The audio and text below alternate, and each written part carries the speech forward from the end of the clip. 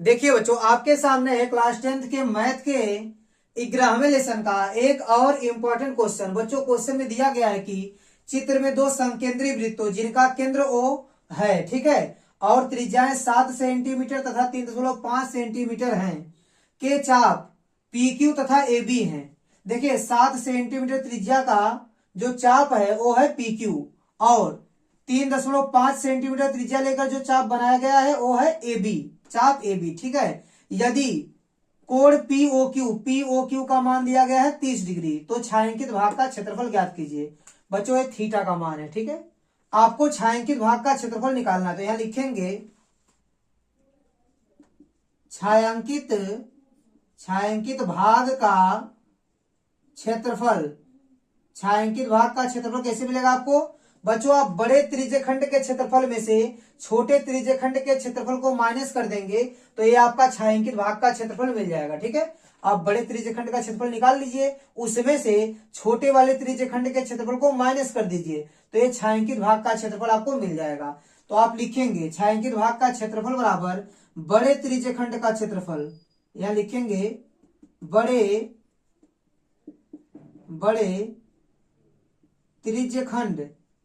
त्रिज्यखंड का क्षेत्रफल माइनस छोटे त्रिज्यखंड का क्षेत्रफल। क्या करेंगे, क्या लिखेंगे बच्चों? माइनस छोटे त्रिज्यखंड का क्षेत्रफल, ठीक है।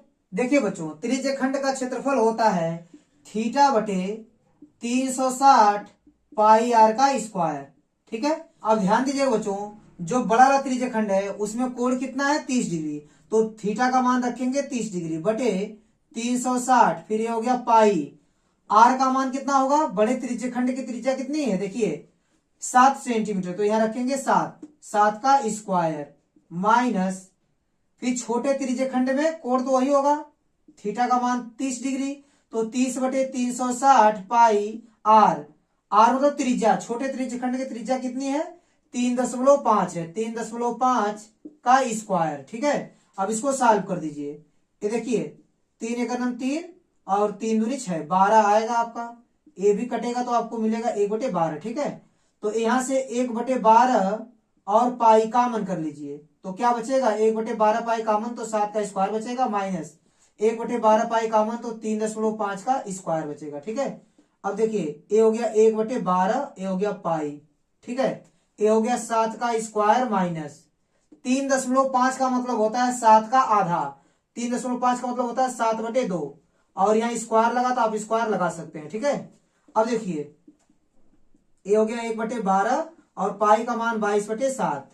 ये हो गया बच्चों आपका 7 का स्क्वायर माइनस 7 का स्क्वायर बटे 2 का स्क्वायर, 4 कर लीजिए, ठीक है।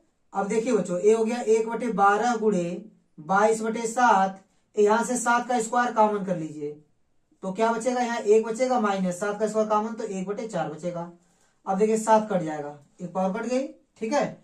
अब यहाँ आपका 2 से कटेगा, ये हो जाएगा 6, ये हो जाएगा आपका 11, ठीक है। तो बच्चों आपको क्या मिलेगा? देखिए यहां से आपको मिलेगा ऊपर 11, और क्या मिलेगा? 11 मिलेगा, 7 मिलेगा, और बटे में क्या मिलेगा आपको? केवल 6 मिलेगा।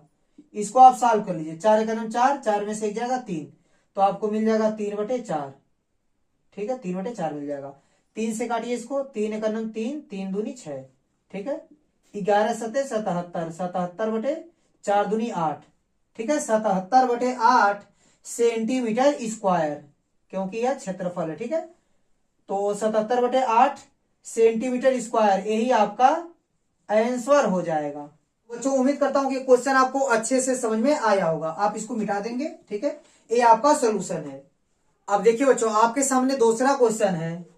21 सेंटीमीटर त्रिज्या वाले एक वृत्त की कोई जीवा केंद्र पर एक समकोण आंतरित करती है, संगत लघु वृत्तखंड का क्षेत्रफल ज्ञात कीजिए। जैसे एक वृत्त है, ठीक है, एक वृत्त है, ठीक है, और क्या दिया गया है? त्रिज्या कितनी है? 21 सेंटीमीटर। बोला है कि एक जीवा है जो केंद्र पर समकोण आंतरित करती है, मतलब 90 डिग्री का कोण बनाती है, ठीक है। एक जीवा बना दीजिए यहां पर, ठीक है। यह जीवा केंद्र पर समकोण आंतरित करती है, ठीक है। ये मान लीजिए केंद्र है, ठीक है। इस केंद्र पर समकोण आंतरित करती है। अब देखिए इसको यहां से मिला देंगे, ठीक है। केंद्र पर समकोण आंतरित करती है 90 डिग्री, ठीक है। त्रिज्या कितनी है?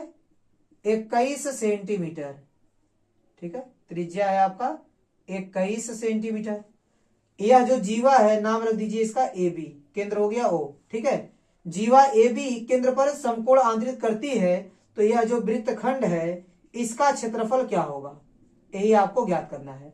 देखिए बच्चों, आप पूरे त्रिज्यखंड का क्षेत्रफल निकालकर उसमें से त्रिभुज का क्षेत्रफल घटा देंगे तो आपको इस वृत्तखंड का क्षेत्रफल मिल जाएगा।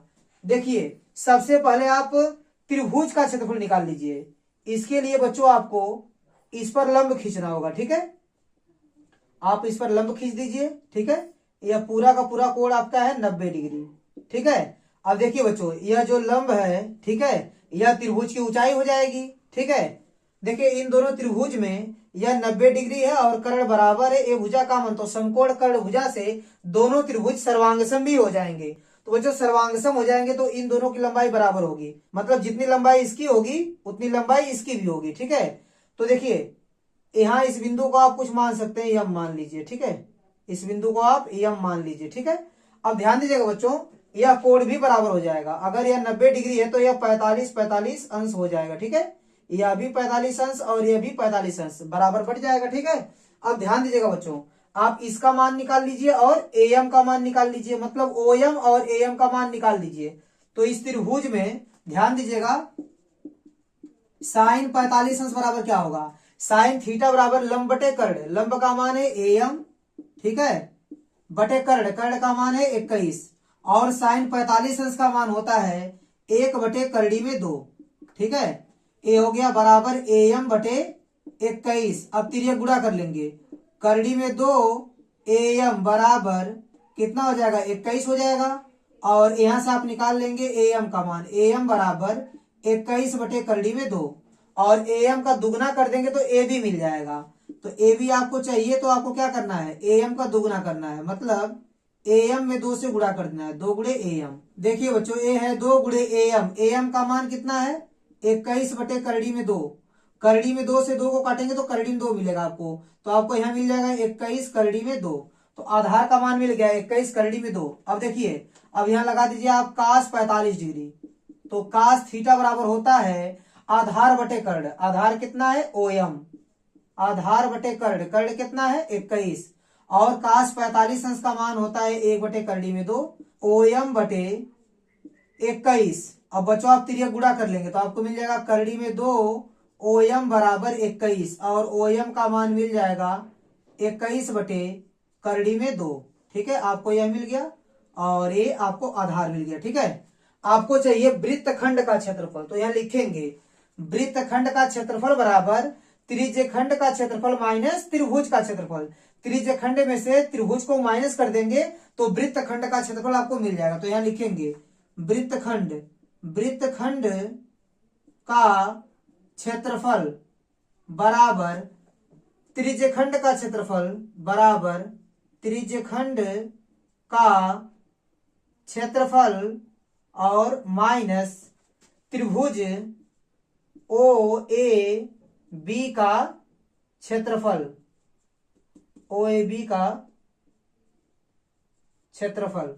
अब त्रिज्यखंड का क्षेत्रफल क्या होगा, त्रिज्यखंड का क्षेत्रफल होता है थीटा बटे 360 पाई आर का स्क्वायर माइनस, अब त्रिभुज ओ ए बी का क्षेत्रफल कितना होगा 1 बटे 2 आधार, आधार कितना है ए बी गुणे ऊंचाई, ऊंचाई क्या है ओ एम। देखिए ये आपका थीटा है, ठीक है। अब यहां रखिए थीटा का मान 90 डिग्री और बटे में कितना है 360, पाई का मान 22 बटे 7 और आर का मान कितना है 21, स्क्वायर है तो 2 बार लिखिए, माइनस 1 बटे 2 आधार, आधार का मान कितना है देखिए ए बी का मान यह निकला है 21 करड़ी में 2 और गुणे ऊंचाई, ऊंचाई ओएम, ओएम का मान कितना है 21 बटे करड़ी में 2। देखिए करड़ी में 2 और करड़ी में 2 कैंसिल हो जाएगा, ठीक है। अब देखिए 9 चौक को 36, यहाँ आपको 4 मिलेगा और 7 से काटिए 7 त्रिके 21, ये मिलेगा आपका 3, ठीक है। अब देखिए 2 से काटेंगे, 2 दूनी 4, यहाँ कितना आ जाएगा आपका 11। ठीक है, अब देखिए बच्चों इसको मैं यहाँ सॉल्व कर लेता हूं। देखिए बराबर क्या मिलेगा आपको, यहाँ 21 गुणे 3 और गुणे 11 आपको करना है। ठीक है, तो 21 दिया 63, आप 63 लिख दीजिए और आपको 11 का गुणा करना है तो 6 3 9, ये हो जाएगा आपका 693। 693 और बटे में कितना आएगा, बटे में 2 और माइनस यहाँ कितना मिलेगा, देखिए 21 गुणे 21 कीजिए 441 बटे में कितना है 2। ठीक है, देखिए बच्चों दोनों का आधार समान है तो इसमें से घट जाएगा, तो 3 में से 1 जाएगा 2 बचेगा, और 9 में से 4 जाएगा तो 5 बचेगा, 6 में से 4 जाएगा तो 2 बचेगा, बटे 2। अब 2 से इसको काट दीजिए, 2 एक 2, 2 दूनी 4, यहाँ बचेगा 1, 2 छक्का 12, 126 सेंटीमीटर स्क्वायर, और यही आपका आंसर हो जाएगा। ठीक है।